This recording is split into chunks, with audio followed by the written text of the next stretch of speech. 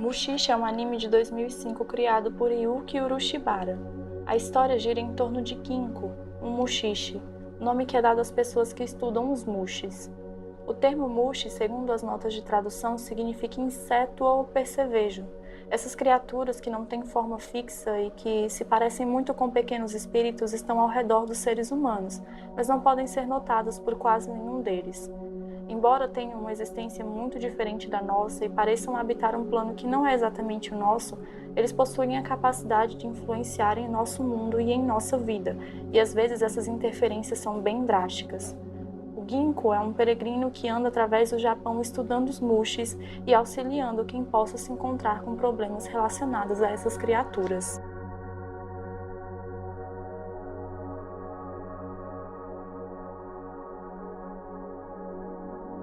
A leveza do cair das flores, a água do rio correndo, a mortalidade do instante e da paisagem. O shintoísmo e o budismo são fortes influências da arte japonesa, principalmente no que se refere à melancolia da efemeridade e da impermanência das coisas. Um exemplo muito forte dessa melancolia que existe na efemeridade é a flor da cerejeira, que é uma grande protagonista da cultura japonesa. As flores desabrocham todas ao mesmo dia e cobrem a paisagem do Japão, mas depois disso, em poucos dias, elas caem e morrem em um espetáculo igualmente belo, em uma chuva de pétalas. A relação entre o personagem principal e a natureza é muito explorada em Mushishi.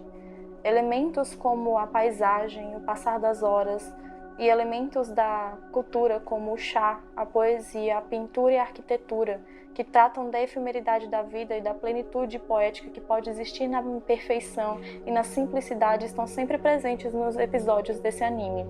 Esse sentimento de efemeridade e contemplação da paisagem e morte das coisas acaba naturalmente se tornando um sentimento de melancolia e solidão, e, sobretudo, de humanidade e de mortalidade. Para representar esses aspectos da memória, das vivências e da efemeridade da vida e do mundo ao redor, o anime usa a viagem como metáfora. Ginko está sempre em trânsito.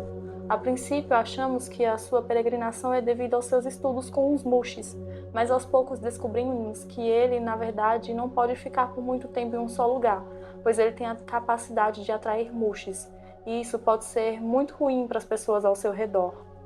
A sua existência é, por essência, efêmera, pois Ginko nunca pode firmar raízes em nenhum lugar. Ele tem sempre que estar em movimento. E uma jornada tão longa tem um peso muito grande. A solidão de Ginko é quase palpável. Às vezes parece que ele vai desaparecer junto com a fumaça de seu cigarro. Há uma forte ligação entre o Ginko e esses seres espirituais. Enquanto a maioria das pessoas os trata como algo a ser temido ou mesmo repudiado, Ginko nutre um forte respeito por essas criaturas, sempre reafirmando que elas apenas existem e são capazes de influenciar a nossa vida, mas não são naturalmente ruins. Os mushis são como qualquer outra coisa no nosso mundo. Elas apenas existem e agem conforme a sua natureza. Quem as classifica como boas ou ruins somos nós, os seres humanos. Ginko é um personagem que carrega uma melancolia que, embora pareça ser muito profunda, é passada de uma forma muito suave, principalmente porque ela é contrabalanceada por momentos muito poéticos, que vão desde o caminhar solitário, que foca nas paisagens, até os encontros com pessoas com histórias que tocam o personagem e a nós que estamos assistindo também. Um dos episódios que mais gosto é o episódio 6, chamado Aqueles que Inalam o Orvalho, que vai tratar sobre um mushi que se hospeda em uma jovem garota.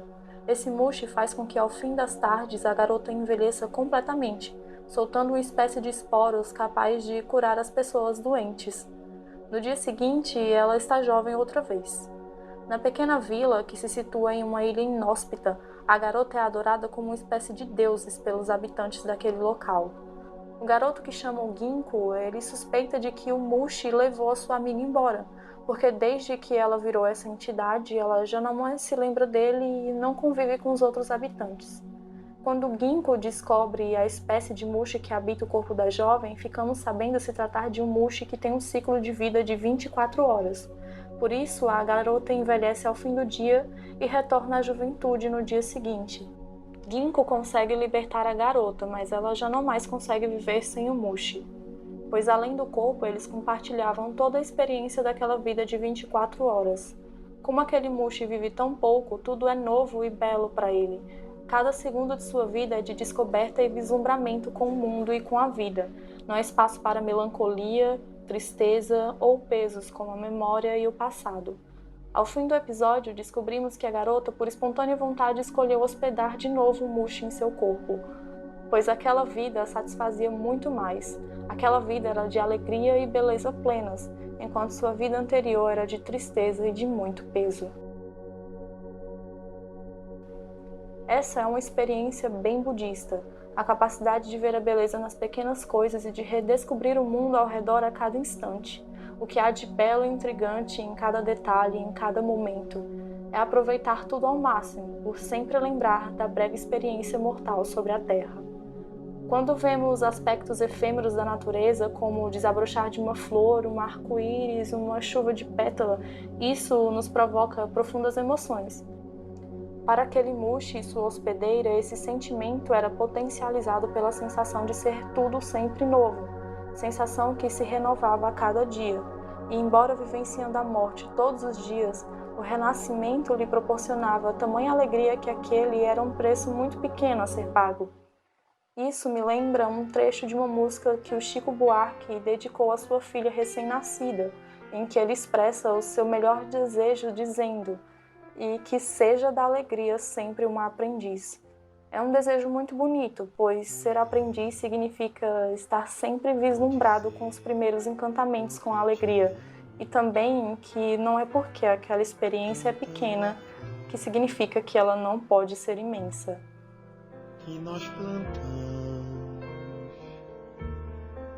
que veio a tempo nesse tempo que carece.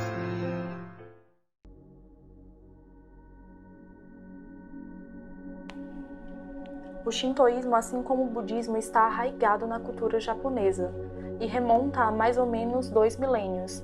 Para o shintoísmo, há um valor sagrado em todos os elementos da natureza.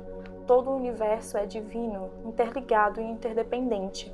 Assim, todos os elementos do universo, não só os seres humanos, coexistem em harmonia, sejam eles visíveis ou invisíveis. A essência do shintoísmo é que ele não se faz com palavras, e isso é refletido no anime nas passagens da viagem do Ginko, nas diversas cenas em que absolutamente nada acontece, e temos evidenciados apenas aspectos da natureza e dos lugares em que o personagem está.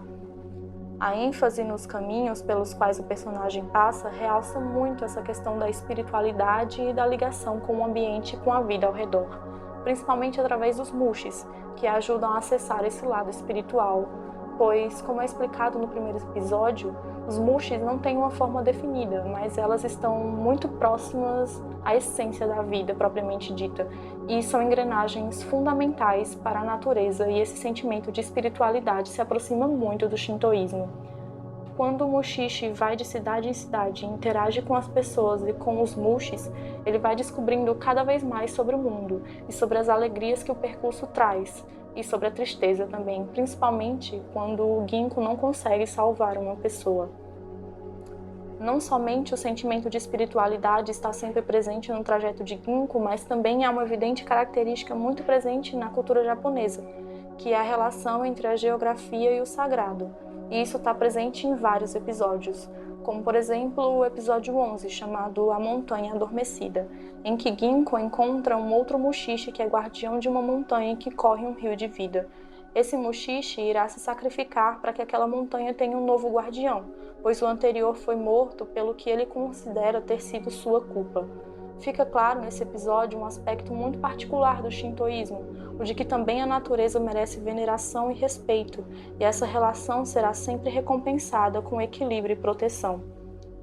Os enquadramentos utilizados pelo anime evidenciam bastante o shintoísmo, deixando evidência sempre aspectos que nos remetem à contemplação.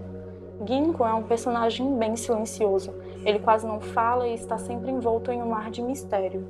Então a gente tem muita cena em que quem protagoniza o momento é a paisagem que o cerca. Tudo isso mostrado em um ritmo vagaroso que nos joga ainda mais num sentimento de imersão. O shintoísmo também compartilha dessa sensação de equilíbrio e de tranquilidade presentes na natureza. Mushishi é quase como uma grande metáfora religiosa. Budismo e shintoísmo permeiam todos os aspectos da obra, cujo foco é a vivência cotidiana que tem algum elemento espiritual que sempre nos remete ao divino e a sua relação com a vida e os acontecimentos dela. A mensagem final com a história é bem bonita. Cada episódio conta um momento isolado da trajetória do Ginkgo, e essa falta de cronologia específica nos mostra que é muito mais importante nos atentarmos à trajetória desse Mushishi, das experiências espirituais que ele vive, do que com o objetivo da caminhada em si. A própria ideia dos Mushis é bem sensível também. Todo Mushi algum dia foi uma partícula de pura vida, e eles estão ao nosso redor nos influenciando, mesmo que não possamos vê-los. Às vezes de forma boa, às vezes de forma ruim, mas isso é uma alusão a tudo que nos cerca. Nada é em sua essência bom ou ruim. Tudo depende da forma como nos relacionamos com algo ou como algo se relaciona com nós. Não há espaço para maniqueísmos nas complexidades que regem a vida. Preto e branco são duas cores muito extremas. Nós existimos mesmo nas infinidades de tons de cinza que existem entre elas. Oi, eu sou a Tesla e esse foi mais um vídeo do Nitrocelulose.